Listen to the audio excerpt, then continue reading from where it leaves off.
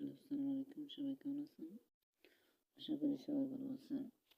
আসলে কথা বলতে চাই না, ফ্যামিলিগত সমস্যার কারণে ফ্যামিলি না করে যেসব ভিডিও বানাইতাম না, প্রতিবাদী ভিডিও বানাইতাম না, বিএনপির মাস্তানরা বলে মেরে লেগো, পেটে লেগো, এই করবো এই করবো, এই জন্য ফ্যামিলি থেকে বাধা দেয় ভিডিও বানাইতাম, বুঝছেন?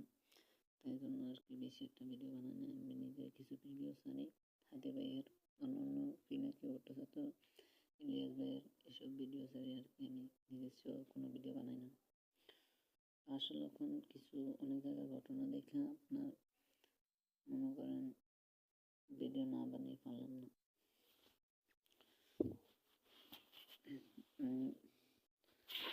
আমার কাছে পুরো জিনিস অনেক জায়গায় দেখছি আপনার বিএনপি যেদিকে দিচ্ছে ওদিকে অনেকের জামাতের ঘর বাড়ি ভাঙতেছে, তারপর অনেকের জায়গায় হামলা দিতেছে, আগুন দিতেছে।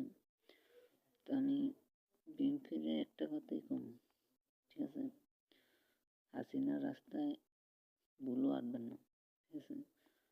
হাসিনার রাস্তায় কারচুপি করে যে নির্বাচন পাশ হয়েছে এটা তো আর সবাই জানে।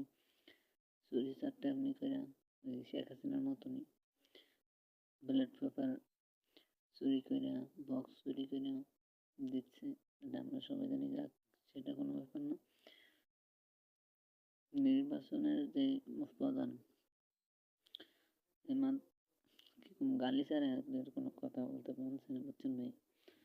তো যতটুকুই দেখলাম, যেটা বলা যাচ্ছিলাম, এই হাসিনার পথে হাইটা মানুষের গায়ে হাত তুললে মানুষের না, রাজনীতিতে আপনি এক দল করবেন, আমি এক দল করবো, এটাই আমার মতের সাথে আপনার দলের মতের আসবে না, মিল আসবে না। তাই জন্য কি আপনি আমার গায়ে হাত তুলবেন, আপনি আমার বাড়ির ভিতরে হামলা করবেন?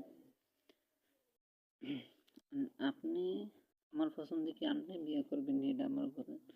আপনার পছন্দে আপনি বিয়ে করবেন, আপনি সরকার বানাইছেন, আমি তো কারিগরি সরকার বানাই না। আপনার পছন্দ এটা আপনি চাটান যায় না, আমার চারটে করবেন কি লিখে আপনি হ্যাঁ সব চাটান যায়, 14 গোষ্ঠী সব সাইডটা উদ্ধার করেন, আমার কইবেন কি লিখে?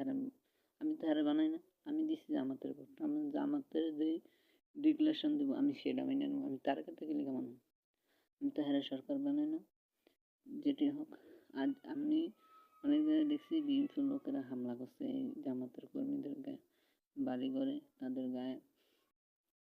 আমি মনে করেন যদি বিএনপির কোনো নেতার কাছে বড় কোনো